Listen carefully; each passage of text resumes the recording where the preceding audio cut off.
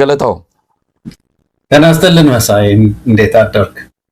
እንዴት ሰነበትክ? እንዴት አለ? ዛሬ በርካታ መረጃዎች ወጥተዋል። ቀደም ሲል ያነሳዋቸዋል። እንደው በፋኖ ዙሪያ ያሉት ላይ አጠር ያለ አስተያየት ሰጥተን ወደ ሌሎቹ በስፋት ወደምንመለከታቸው ጉዳዮች እንሄዳለን። እንግዲህ 4 ጄኔራሎች ናቸው በዚህ ስምሪት ላይ በአዛዥነት የተሰማሩት። እንደሰማነው ከሆነ ሌተናል ጀነራል ማምር ተሰማን ጨምሮ የጎጃም ኮማንድ ፖስት አዛዦች ሜጀር ጀነራል ተስፋዬ ረጋሳ እንደዚሁም ሌሎችም የተካተቱበት 7 ኮሎኔሎች የሚመሩት መጠን ሰፊ ተልዕኮ የወሰደ ዘመቻ ነው እየተካሄደ ያለው። በዋናነት ደጋዳሞት ወረዳ ፈረስ ቤትን ለመቆጣጠር እንደሆነ ነው የሰማነው። 3ኛ ቀኑን ይዟል።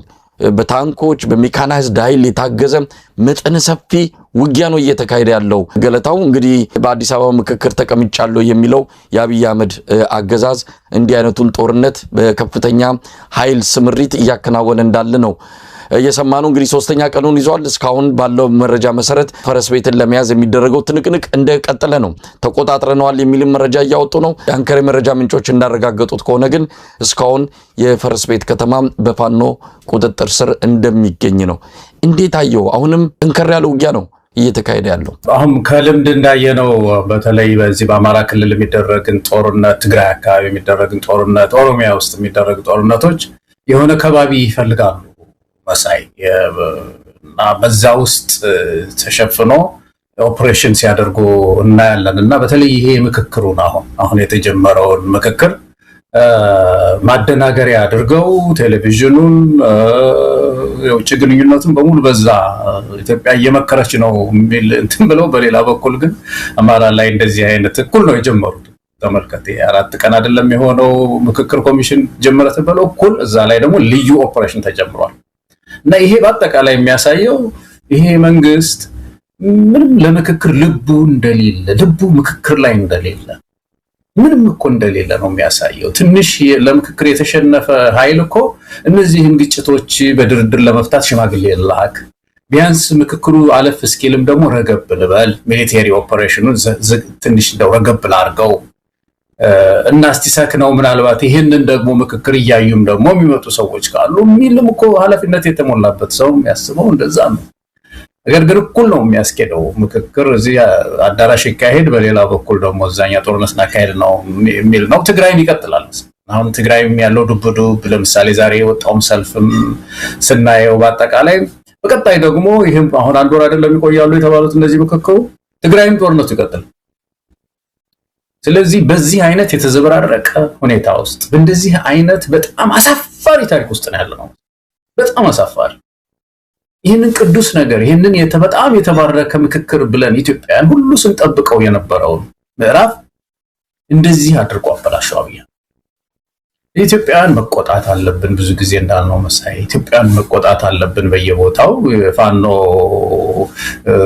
ትግል አዲስ አይሆንበትም። ይሄንን የአማራ ህዝብ ትግል መሯል፣ በጣም መሮታል። ስለዚህ ተደራጅቷል፣ ተጠቆ ኃይሎች ጨምሯል፣ ፋኖም ተጠናክሯል፣ ከሌሎች ጋር የሚያደርገው ግንኙነትም ጨምሯል። ስለዚህ የሚያመጡት ነገር የለም፣ ያው ይመታሉ። ግን አጠቃላይ ሀገሪቱን በመበጥበጥ ላይ ያለ መንግስት ነው። ምክክር ውሸት ነው መሳይ።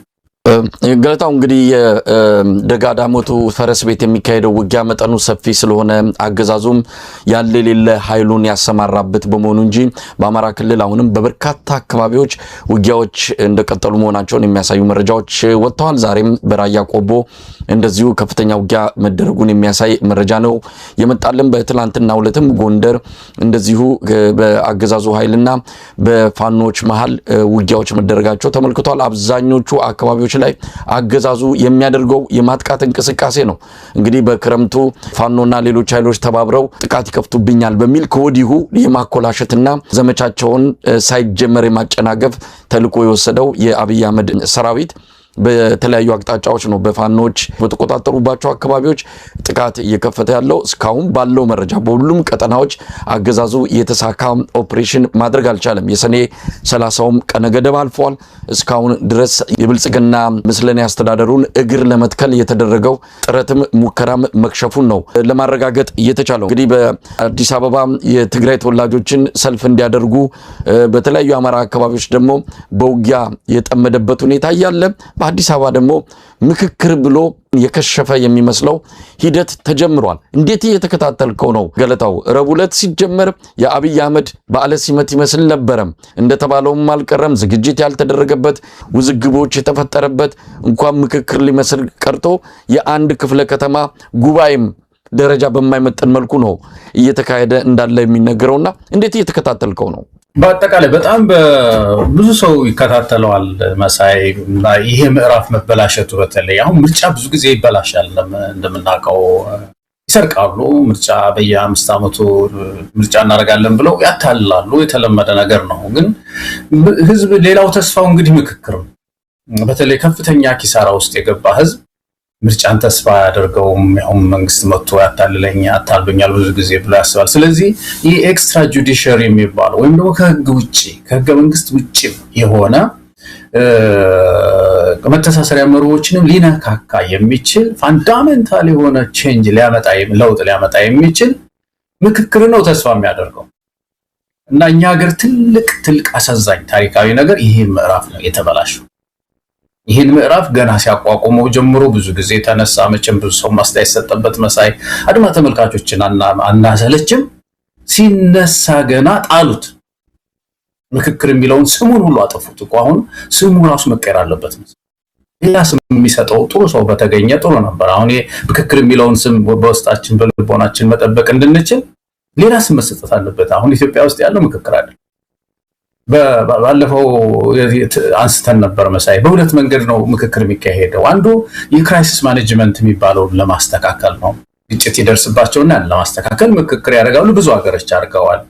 ሁለተኛው በጣም መሰረታዊ የሆኑ መርሆችን ለመንካት ነው። የስቴት ሶሳይቲን ግንኙነት ሳይቀር ይህ በጣም መሰረታዊ የሆኑ ሀገር ምሰሶዎችን የሚነካካ ነው። ይሄ ስክነት ይጠይቃል፣ ምርምር ይጠይቃል። የኢትዮጵያ አሁን የመጡት አጀንዳዎች እነዚህ ናቸው። እንግዲህ ተመልከት፣ ሀገር መንግስቱ ምን ይሁን፣ የመንግስት ቅርጽ ምን ይሁን፣ በጣም ስክነት የሚጠይቁ በጣም ዕውቀት የሚጠይቁ ኢትዮጵያ ውስጥ ያሉ በጣም ጥናት ያደረጉ ሰዎች በባትሪ ተፈልገው መላ የሚሰጡበት መሆን አለበት። እኔ መንዝ ውስጥ ያው እንዳደኩ ታውቃለህና የመንዞች ዘፈን ብዙ ቦታ አለ። ግን የኛ አካባቢ ዘፈን ሰርግም ይሁን ምንም ይሁን ሰብሰብ ሲል ህዝቡ መላ መላ እንዲያው መላ መላ ነው የምንለው እና እቺ ማስርጂ በቃ አረፍ ብሎ መላ መላ እንደው መላ መላ ይላልና እንደው በኋላ እንደው እንደዚህ ትልቅ ሰው ከሆንኩ በኋላ በእድሜ ማለቴ ነው ሳስተውለው ለካ የምንማረው ትምህርት ሁሉ ለመላ ነው። ትምህርት ሁሉ የምንሮጠው መላ ያስፈልገዋል። ግብርናው መላ ያስፈልገዋል። የመንግስት አስተዳደሩ መላ ያስፈልገዋል። ኢኮኖሚው መላ ያስፈልገዋል። እውነትም መላ መላ እና የአንዱ መላፈል መፈለጊያችን ይሄ ምክክር ምዕራፍ ነው። እና አሁን ብልሽሽት አደረጉት። ተመልከቱ። አሁን እንግዲህ የዚህ ምክክሩ ዓላማ የነበረው ኢትዮጵያ ውስጥ የምክክር ዓላማ የነበረው ኮንፍሊክቲንግ ድሪምስ የሚሏቸው ወይም የሚጋጩ ህልሞች ያሉባት ምድር ናት ነው። አገር መንግስት አረጋም ያለው በዛ ምክንያት አንዱ መጽሐፍ ጽፏል። የብሔር ፌደራሊዝም ጥሩ ነው ብሎ ጽፏል። ያንን ነው ማስተዳድረው ብሎ እስካሁን ይሟገታል። ሌላኛው ደግሞ ኤትኒክ ፌደራሊዝም ምድሪቱን አመሳት የሚል ብዙ ተከታይ ያለው እዚህ ጋር አለ፣ ይጎትታል። ሌላው ደግሞ መሐል ላይ ያለ ብሎ ይላል። እነዚህ ለይቃን የሚከተላቸው ህዝብ አለ። አገር መንግስቱ ስርዓቱ ቅርጸ መንግስቱ እንዳይረጋ አርጋውታል። አሁን ምንድነው የምክክር ዓላማ? እንግዲህ እነዚህ መተው ይወግቱ ነው አይደለም? እስቲ መታችሁ መካከለኛ መንገድ ፈልጉ እኮ ነው። ፕሮፌሰር መራራ የጻፉት መጽሐፍ ይስራሉ ማዘዛ ውስጥ እንግዲህ ተመልከት። አሁን ስንት ነገር ደክመዋል። ስርዓቱን ሲተቹ የነበሩ ሰው ናቸው። እንደው ለምሳሌ ነው ያነሳዋቸው መሳይ። ሲተቹ የነበሩ ሰው ናቸው የሚሉት አላቸው። እኛ አንደግፈው ሌላ ጉዳይ ነው። በዚህ ምድር ላይ ጥርሳቸውን ከነቀሉ በኋላ በአክብሮት ነው የምንለው። እድሜያቸው እስከዚህ እስካለ ድረስ በሚሉት ላይ ባንስማማ ያሉት ነገር አለ፣ የጻፉት አለ። ሌሎች ወገኖቻችንን እንጥቀስላል ልቅ የተማሩ ሰዎች እነሱ ደግሞ የብሔር ፖለቲካው በዚህ ነው ብሎ ጽፈዋል። ህዝብ ይከተላቸዋል። አንቂዎች አሉ፣ የፖለቲካ ሰዎች፣ የፖለቲካ ፓርቲዎች አሉ። እነዚህ የሚጋጩ ህልሞች ቁጭ ብለው ተሟግተው መላ ያመጡ እንደሆነ ነበር የምክክር ዓላማው ይሄ ነው። አሁን በሙሉ እነሱን ከደጅ አስቀርተው ድግስ ደገሱና እነዚህ ሰዎች ተመሳሳይ ሰዎች እንደውም በውክልና ነው የምናመጣው ብለው ቁጭ አደረጉ። ተመልከት። እንደው መጨረሻ ላይ መሳይና አንተ ደግሞ ትጨምርበታለህ። አጀንዳ ስትራቴጂያቸውን ተመልከት። አሁን አጀንዳ ሲሰበስቡ ጮኸናል ብዙ ጊዜ ታስታውሳለህ። መቼም ብዙ ጊዜ አንስተነዋል እኮ መሳይኛም እና እነዚህ ሰዎች አጀንዳ አሰባሰባቸውስ ምንድን ነው? በአጀንዳው ላይ ሰው ምንም አይልም። ምንድነው ጥያቄ ያለ ይበል። ሰበሰቡ 4000 እንግዲህ 4000 ጥያቄ ሰበሰቡን። አሁን ደግሞ 4000 ሰው ሰብስበናል። ከ4000 ሰው ደግሞ በጣም ነው የምናደርገው። 500 ሆነ ትቀመጣለህ እና እናወጣልሃለን። ይሄ እኔ በዚህ ላይ ነው ሐሳብ ያለኝ፣ ይሄን አላቀው። ለምሳሌ ሃይማኖት ጉዳይ ብትጠይቁኝ ምንም አይገባኝም። በምን መንገድ ይቻ ሀገሪቱ የሃይማኖትና የመንግስት የህዝብና የሃይማኖቶችና የሃይማኖቶች ትስስር በምን መንገድ ይስተካከል የሚለው ለማለት ምንም ሐሳብ የለኝም። እጣው ጣለብኝ ላይ እና ዝም ብሎ ጣለብኝ ሊል ይችላል እኮ መሳይ እና የእውቀት ልካቸው የዝንባሌዎቻቸው ምናምኖቹ ታይቶ እንኳን የመመደብ አንድ ሳይንሳዊ አካሄድ ነው። እንደዛ አይደለም ያደረጉት በጣም አድርገው። ከዛ መጨረሻ ላይ አሁን ደግሞ ያወጧቸው አንዳንድ አካሄዶች በአጠቃላይ ስናየው በአጠቃላይ ያነሳነው መሳይ በጣም አሳፋሪ። በጣም አሁን ባለፈው ያነሳነው ነገር ነው መሳይ። ብዙ ሰዎች በዚህ ሪሰርች የሚሰሩ አሉ፣ በፒስ ላይ በሰላም ላይ የሚሰሩ አንዱ ዋና እንትን የሚሆነው ይሄ ነው። መሳቂያም መሳቂያን ያደርጉ ገለታው እንደው አጠቃላይ ሂደቱን በተመለከተ ነው እንግዲህ በየቀኑ እያነሳነው ነው። እኛም አጀንዳ አድርገነዋል። አጀንዳ ስናደርገው ግን የአብይ አህመድን ቲያትር ለማድመቅ የአብይ አህመድን ተውኔት እንደዚሁ አብሮ ድምቀት ለመስጠት አይደለም፣ ግን እግር በእግር እየተከታተሉ ማጋለጥና ህዝቡን የሚያደናግሩበትን አቅጣጫዎች በመለየት ለህዝቡ ትክክለኛው መረጃ ማድረስ ነው። እንደሰማነው ከሆነ ይሄ የሐምሌ 8 ይጀምራል የተባለው ከ3 ሳምንት እስከ 1 ወር እንደሚወስድ የተገለጸለት የምክክር ጉባኤው ማጠቃለያ መርሃ ግብር ድንገት በአብይ አህመድ የተዘጋጀ እንደሆነ ነው። ታስቦበት አይደለም። ምናልባትም ሌላ ጊዜ ሊሆን ይችላል አይታወቅም። ግን አብይ አህመድ መንግስት ከመመስረቱ በፊት በምርጫውና በመንግስት ምስረታ መሃል ይሄ ክንውን መካሄዱ በጣም ይጠቅማል በሚል በአብይ አህመድ ተፈልጎ በቶሎ እንደውም ተጠርተው በአስቸኳይ እንዲያዘጋጁ የተደረገው ጉባኤ ነው። ምንም ዝግጅት አልተደረገበትም። ምንድነው የነ ቶሎ ቤት ነው የሆነው።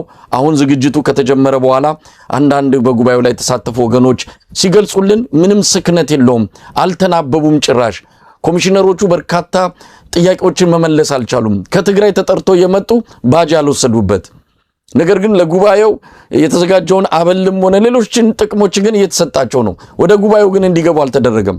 ባጅ የላቸውም። ባጅ ያልተሰጣቸው ወይም ደግሞ ያልተጋበዙ በተለያዩ አካላት አዳራሹን እንዲሞሉ የተደረጉ ደግሞ አሉ። ግራ የገባው ነገር ነው ይሄ።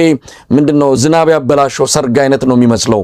ምን እንደሚይዙ ምን እንደሚጨብጡም አያውቁትም። ቀደም ሲል ያልከው ነው ከአጀንዳው ምደባት ጀምሮ አሁን የኢትዮጵያ ኦርቶዶክስ ተዋሕዶ ቤተክርስቲያን የቤተ ክህነት ተወካዮች ለኮሚሽነሩ ጥያቄያቸውን አቅርበዋል፣ ተቃውሟቸውን አቅርበዋል ማለት ይቀላል።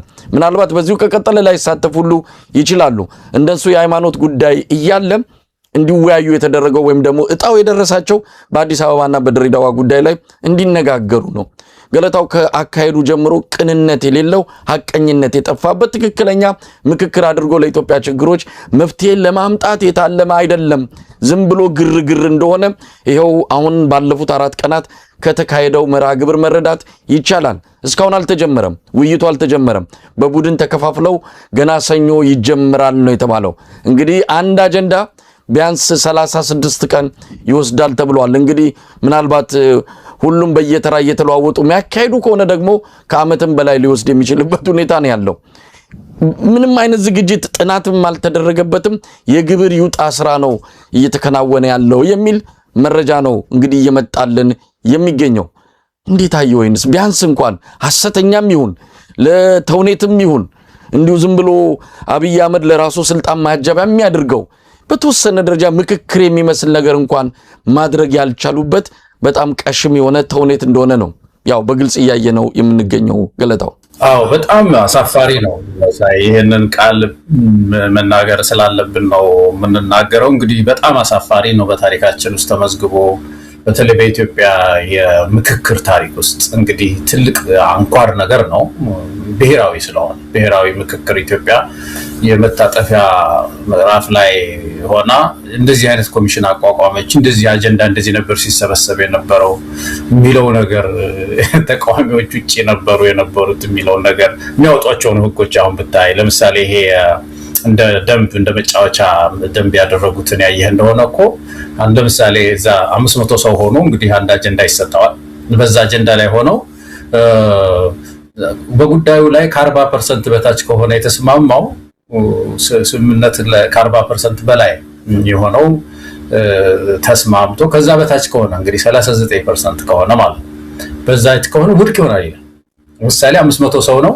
ከ500 ሰው መካከል 199 ሰው እኛ ይሄን አደግፈው ብሎ ውድቅ ይሆናሉ ማለት ነው። ይሄ አሁን ለምሳሌ ፌደራል በባንዲራ ላይ ነው ሳደው ባንዲራ ላይ አሁን ያለው ይቀጥል ይላል። 199 ደግሞ አንፈልግም ይላል። ከዛ አየለም እንግዲህ እናንተ ወድቃችኋል ከ40% በታች ስለሆናችሁ ተብሎ 199 ሰው ከ500 ሰው ወድቆ ምን አይነት የረጋ መንግስት ነው የሚመሰረተው? ህጉ ማለት ነው መጫወቻው ራሱ የተፈጠረውን ስታይ አሉ ሰላም ላይ የሰሩ ሰዎች ብዙ ሞዴሎች እኮ አሉ፣ የተጠኑ ሞዴሎች። እነዛ ሁሉ የጥላዋቸው ነው እንደዚህ እጣ ውስጥ የገቡት። እስቲ አሁን ይሄ አለመጠናቱን እኮ ነው ሳይንሳዊ የሆነ አካሄድ አለመከተላቸውን የሚያሳይ ነውና በአጠቃላይ ይሄ ምክክር ይዞ የሚመጣው ዳፋ በጣም አደገኛ ነው። በተለይ አሁን ያለው ሩጫ አንዳንድ ውሳኔዎችን በተለይ ከሀገረ መንግስት ጋር የተያያዙ አንዳንድ ውሳኔዎችን ወስኖ እዳ ውስጥ ሊከቱን ይችላሉ። ከሁሉም በላይ ግን አሁን ለምሳሌ ይሄ ከማንነት ጋር የተያያዘ ነገር የብሔር ፖለቲካ ከሽፏል። እውነት ነው፣ በብዙ ልብ ውስጥ የለም። ሰው በብሔር የመደራጀት ፍላጎቱም አይቶታል ብዙ ዋጋ ስለከፈል። ግን የዚህ የብሔር ደግሞ የኤግዚስተንሻል ትሬት የምንለው ወይም ደግሞ የህልውና ችግር አለብኝ እንደዚህ ተሰምቶት አያውቅም። አማራ፣ ትግሬ እንደዚህ ተሰምቶት አያውቅም። ኦሮሞ እንደዚህ ተሰምቶት አያውቅም። ይሄ የህልውና ችግር አለብኝ የሚል ስጋት፣ ይሄ ስጋት አሰባስቦ ትጥቅ አስነስቶታል። አማራ ክልል የህልውና ችግር አለብኝ ብሎ ይታገላል። ኦሮሚያ የህልውና ችግር አለብኝ ነው። ትግራይ የህልውና ችግር አለብኝ ነው። በዚህ መካከል 4000 ሰዎች ተመራርጠው አዲስ አበባ ቁጭ ብለው በረፍት ሰዓት ቢራቸውን እየጠጡ ምንድነው የፌደራል ስርዓቱ ምን ይመስል አማራን 4 እናርገው ቢሉ እዛ አማራ ክልል የህልውና ችግር አለብኝ ብሎ የተደራጀው ይፈርሳሉ። ይሄስ የሆነ የተዘለለ ነገር አለ። ባለፈው እንዳንሳ ነው የዘለልነው ነገር ይህ ግጭት የማብረድ ሁለት ምክክር ነው ኢትዮጵያ የሚያስፈልጋት ማለት ነው። አንደኛው አሁን ያለው የክራይሲስ ማኔጅመንት ጉዳይ ነው። አሁን ያለውን ችግር እንዴት እናብርደው እሱ ላይ ምክክር ያስፈልገናል ማለት ነው። ከዛ ምክክር በኋላ መርሆ ደግሞ እንዴት እንፈትሽ፣ ህገ መንግስቱን እንዴት እንፈትሽው የሚለው ሌላ ምክክር ምዕራፍ ነው። ይሄኛውን ዘለን እንግዲህ የዚህ የግጭት የክራይሲስ ማኔጅመንት ዳያሎግ የሚባለውን ዘለን ነው እንግዲህ መተሳሰሪያ መርሆ ባንዲራ እንቀየራለን እያሉ ያሉት እነዚህ ሰዎች እና እኔ ሃይ ባይ የለም ሳይሆን አይሰሙም። ስለዚህ ኢትዮጵያውያን ትግላችንን መቀጠል በምክክር ላይ ተስፋ ሳንቆርጥ በልባችን ይሄን ቅዱስ ነገር ይዘን መታገል ነው የሚኖርብን። እንግዲህ ገለታው ያው ሂደቱ ተጀምሯል። አሁን 4ኛ ቀኑ ላይ ነው የሚገኘው።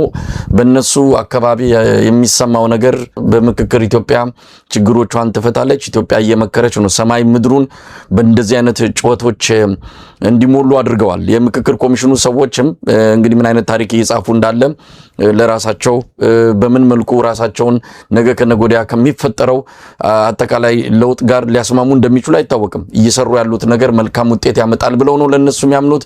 ነገር ግን በተቃራኒው ነገሮች እየተወሳሰቡ ምናልባትም ኢትዮጵያ አዳዲስ ቀውሶችን አዳዲስ ችግሮችን የምትገባበት ሁኔታ ሊኖር እንደሚችል ግልጽ የሆነ ጉዳይ ነው። ኮሚሽነሮቹ ሌላ ስሜት ውስጥ ነው ያሉት። አሁን ዋና ኮሚሽነሩ ፕሮፌሰር መስፍን አርአያ ተናገሩ የተባለው ነው። ሂደቱ እያበበ ሲመጣ በርካታ የፖለቲካ ፓርቲዎች መካተት ፈልገው በደስታ ተቀብለናቸዋል ይላሉ። እነማን ናቸው? አሁን እንደዚህ ሲሉ የትኞቹ ፖለቲካ ፓርቲዎች ናቸው የተቀላቀሉት? እንደውም በፊት በመነሻው ላይ የነበሩት ጥለው ሲወጡ ነው ያየነው። የቀሩት አጃቢ የሆኑትና ከብልጽግና በላይ ለብልጽግና ጥብቅና ቆመው በአደባባይ የሚከራከሩና የሚሟገቱ እንደ ኢዜማና አብን ያሉ ፓርቲዎች ናቸው። እነሱን ይዘው ከሆነ እንዲህ አይነት መግለጫ እየሰጡ ያሉት በጣም አሳሳች ነው። ሌላው ይህን አገራችን እጅግ የሚያስፈልግ ጉዳይ ሆኖ አሁን ያልመጡ ጥቂት የፖለቲካ ፓርቲዎችና ታጣቂዎች ውይይቱን ጀምረ ነው ቢሆንም ወደዚህ ምክክር ጠረጴዛ እንዲመጡ ደግሜ ጥሬን አቀርባለሁ ይላሉ። ጥይት እየተኮሰ ያለው እኮ ብልጽግና ነው። አሁን ሰሞኑን ፋኖ እንግዲህ እስካገኘነው መረጃ ፋኖ አቅዶ ጥይት የተኮሰበት አካባቢ የለም። እንደውም የጽሞና ጊዜ ላይ እንዳለ ነው። በተለያዩ ምክንያቶች የራሳቸው ጉዳይ ነው ለምን እንደዛ አይነት ስትራቴጂ እንደተከተሉ። ግን እየተኮሱ አይደለም። እየተኮሰ ያለው እያሳደደ ያለው በዚህም በዚያም ጸብና ጦርነት እየከፈተ ያለው ብልጽግና ነው። ይሄንን ለምን ለብልጽግና አይነግሩትም? እንደው ቢያንስ ሳሊዞ ስርቆት የለም እንደው በዚህን ወቅት ላይ ይህንን ምክክር እስክናቆም እንኳን ጊዜ ድረስ ጥይት ድምጽ ባንሰማ ብለው ለምንድነው ብልጽግና ላይ ጫና ማይፈጥሩት? በጣም ግራ የገባ ነገር እኮ ነው። የኮሚሽነሩ ሰዎች ፈጽሞ ከእውነታውም ከአጠቃላይ ከሚታየውም ከሪያሊቲውም የተፋቱ ሆነዋል። ይልቅስ የአብይ አህመድን የልብ ትርታን እየተከተሉ የሚሰሩ የኢትዮጵያን ሕዝብ ፍላጎት ማንበብ ያልቻሉ ሰዎች ተደርገው ነው እንግዲህ እየታዩ ያሉትና እንዴት ታያቸዋል እነዚህ ሰዎች? በጣም ያሳዝናል። እንግዲህ አንዳንዶቹ በጣም የተማሩ ናቸው። እነ ፕሮፌሰር መስፍናውን በሙያቸው በጣም አንቱ የተባሉ እንደሆነ ብዙ ጊዜ እንሰማለን። በዚህ ኮሚሽን ላይ ግን በጣም የሚያሳዝን ስራ ሲሰሩ ነው የምናየው። ያሳዝናል በእውነት። ይሄ መንግስት መጠቀሚያ አድርጓቸዋል መሳሪያ። አንድ ነገር ተላላ እንዳንሆን ምንድነው አበሻ ተላላ የሚሆነው የሚለው ነገር በጣም ያስገርማል እኮ መሳይ። መጀመሪያ እስቲ አብይ አህመድን ይህን ብልጽግናን አሁን ያሉትን ስንት ዓመት ነው ስልጣን ላይ ያለባቸውን የሰራቸውን ነገሮች እስቲ እንያቸው። ለምሳሌ አንዱ ምርጫ ነው ተስፋ ስናደርግ የነበረው አይደለም? በኢትዮጵያ ውስጥ ምርጫ እንዳይሆን አድርጎ አልተጫወተበትም። ያብይ መጫወቻ አይደለም ያደረገው። የመጀመሪያውን መጫወቻ ያደረገው ያው እንደምናውቀው። ሁለተኛው ምርጫ ደግሞ እንደውም ኮታ እየሰጠ እኔ ልልቀቅልህ አንተ ተጫወት ምናምን እያሉ በመድብለ ፓርቲ ስርዓት ላይ በጣም አሹፈው ያለቀ ጉዳይ ነው። የሂውማን ራይት ጉዳይ ስናነሳ አብይ አህመድ በጣም አደገኛ የሰብአዊ መብት አያያዝ ነው ያለው። የጋዜጠኞች አያያዝ ያለው በሙሉ አባሯቸዋል፣ አስሯል። የትግራይን ጉዳይ ፕሪቶሪያውን ስምምነት ያየህ እንደሆነ ፕሪቶሪያ ስምምነት በመሰረቱ የመጀመሪያው ምንድነው የሚባለው የግጭት ማቆም ነው አይደለም? ግጭት ማቆም ግን ግቡ አይደለም። የፕሪቶሪያ ስምምነት ግብ ምክክር እኮ ነው። ግጭት አቁሙና ለተፈጠረው ችግር ምክክር አድርጉ። ምክክር ይደረግና የፖለቲካ መፍትሄ ይፈለግለት ነው። አብይ ምክክር ባላ አንድ ቀን ጠርቶ ያውቃል? ህወሓት ምክክር እንዳይደረግ በትግራይና በህወሓትና በፌደራል መንግስቱ ቁጭ ብለው ለመሆኑ ወደ ጦርነት ምን አስገባን? ያን ዋጋ ለምን ዋጋ የከፈለው ህዝብስ በምን ይካስ? ሁለተኛ ችግር እንዳይፈጠር ምን እናድርግ የሚባል የምክክር ምዕራፍ የፖለቲካ ሶሉሽን እዛ ላይ ያለ አንቀጹ ራሱ እዚህ ፕሪቶሪያ ስምምነት ላይ ያለው ያንን በምክክር ፍቱ ነው። ምክክር እንዳይኖር አድርጓል ትግራይ። ስለዚህ የፕሪቶሪያው ስምምነት የፈረሰበት አንዱ ምክንያት አሁን የምክክር እንዳይኖር ስላደረገው ይሄ ምክክር ኮሚሽኑ እንኳን እንደ አንድ ምንድነው ንዑስ ምክክር አድርጎ የትግራይን ጉዳይ እንደ አንድ ንዑስ ምክክር አድርጎ እንዳያየው እንደው ከአቅማችን በላይ ነው እዛ ውስጥ አንገባም እያሉ ሲሉ ነበር የነበሩትና ይህንን ያደረገ ሰውዬ አሁን ምክክር ኮሚሽኑን እንዲሰራ አድርጎ ወሳኝ የሆኑ ትላልቅ ለውጦች እንዲመጣ ሊያደርግ ይችላል ብለን እንጠብቃለን ወይ አበሾች ነው? ይሄ ነው በጣም ትልቅ ጥያቄ መሆን ያለበት። እያንዳንዱ አበሻ እያንዳንዱ ኢትዮጵያዊ መጠየቅ ያለበት ይህን ሁሉ ነገር ያበላሸ ሰውዬ ምክክርን ጤነኛ ሊያደርገው ይችላል ወይ? እነዚህ ሰዎች ያነሳው ተመልከት። ለምሳሌ አሁን አቀባበሉን ስታያ መድረክ ሲዘጋጅ እንደዚህ ይደረጋል? በእውነት ምክክር የሚባለው ሁሉም ባለድርሻ አካላት እኩል ቁጭ ብለው በአንድ መደብ ላይ በሙሉ ኃይል እዛ ቦታ ላይ የመንግስት ኮፍያ የሚባል ነገር የለም። የመንግስት ባለስልጣን ኮፍያቸውን ማውለቅ አለባቸው። የሚሊተሪ እንትን ካለ የሚሊተሪ እንትናቸው ማውለቅ አለባቸው። ሁሉም አንድ አይነት ሆኖ ጠረጴዛ ክብ ላይ ተሰርቶ የፖለቲካ ስልጣን የማይታይበት ኤክስትራ ጁዲሻሪም ስለሆነ ከህግ ውጪ የሆነ መፍትሄ ስለሆነ እየተፈለገ ያለው መፍትሄ የሚፈለግበትን መድረክ ምንድነው ያደረጉት? ኪነት አዘጋጅተው መሳይ መቼም ሳይታዋል ይመስለኛል። አንተም ብዙም ሰው በኢትዮጵያ ቴሌቪዥን ስታይቶ የለም እዚህ የተደጋገመ ኪነት እያዘጋጁ ለጠቅላይ ሚኒስትሩ የምክክር ኮሚሽን ምንድናቸው ተመካካሪዎች ያደረጉት አቀባበል ይላል። ያስገርማል እኮ በጣም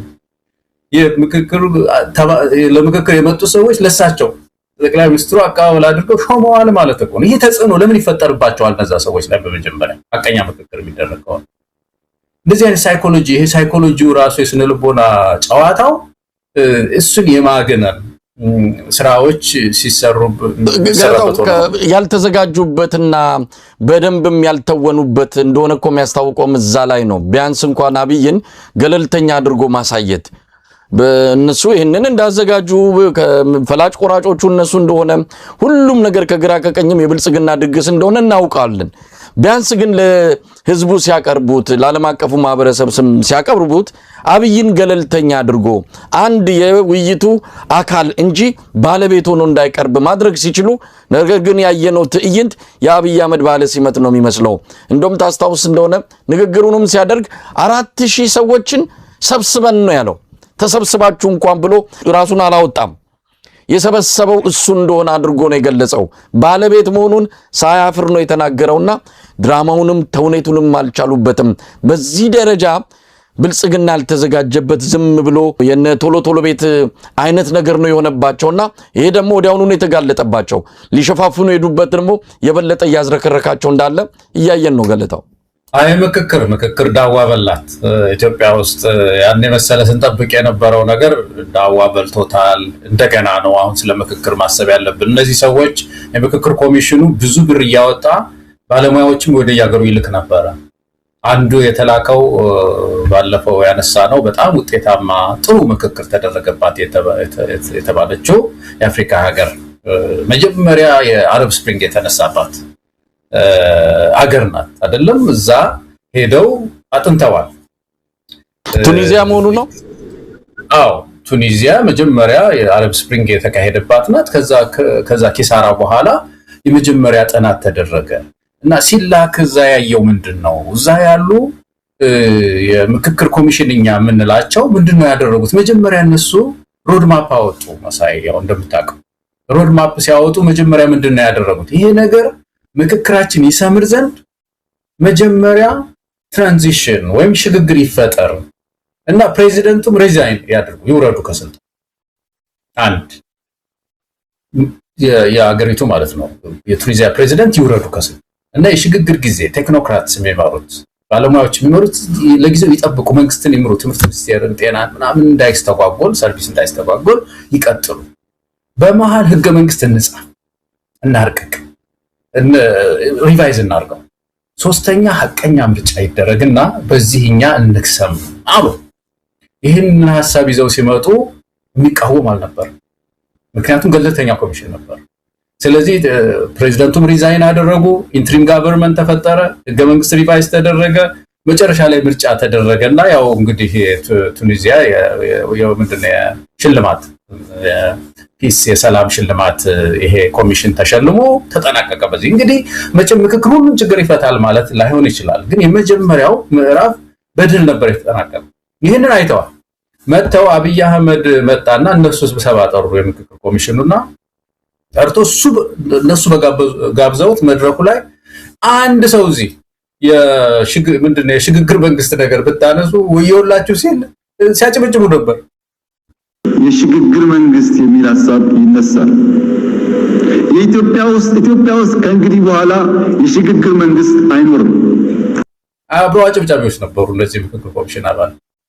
ኢትዮጵያ ውስጥ አሁን እነዚህ የምክክር 4000 ሰዎች ይሄ መላ ተቀብሏል ማለት እኮ ነው። አሁን ይመካከሩና ለምሳሌ ሀገረ መንግስት ግንባታ ቁጥር 1 አጀንዳ ነው አይደል? ሀገረ መንግስት ግንባታ ላይ ይሄ ነገር ችግር አለው። አሁን ያለው መንግስት የቅቡልነት ችግር አለበት። ስለዚህ ለምን ኢንትሪም ጋቨርንመንት ወይም ደግሞ ምንድነው ሽግግር ጊዜ ለምን አናቋቁምም? ይሄንን መፍትሄ ይዘን ወደ 4000 እንሄድ። እነዚህ 500 ሰዎች ማለት ነው።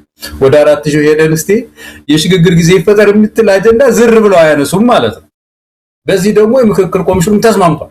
አይ ጉድ ያለው ምክክር ቆይ እየተደረገ ያለው እና እነዚህ ሰዎች እንዳልከው የምክክር ኮሚሽኑ ስም የለውም።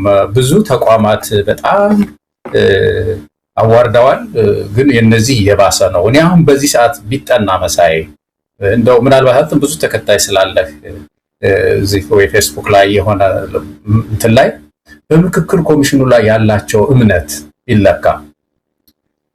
ይሄ ምንድነው የሚባለው የቅቡልነት እንትናቸው ቢለካ ከፖሊስ ከፌደራል ፖሊስ በታች እንደሚያገኙ እርግጠኛ ነኝ። በዚህ ሰዓት ማለት ነው ከሌሎች የመንግስት ተቋማት በታች የሆነ ውጤት ነው ምክክር ኮሚሽኑ የሚያገኘው። በጣም ከፍተኛ የሆነ ጥርጣሬ በህብረተሰቡ ውስጥ የፈጠረ ኮሚሽን ነው። ያው እንግዲህ የሚያቆማቸው የለም። ከአብይ ጋር እጅ ለእጅ ተያይዘው ተመልከት። በቀደም ምንድነው አብይ አቀባበል አድርጉለት ሲሉ ፕሮፌሰር መስፍን አብረው ከጎኑ ሆነው ያጨበጨቡ አጅበው ይሄዳሉ እያሸበሸቡና ምክክር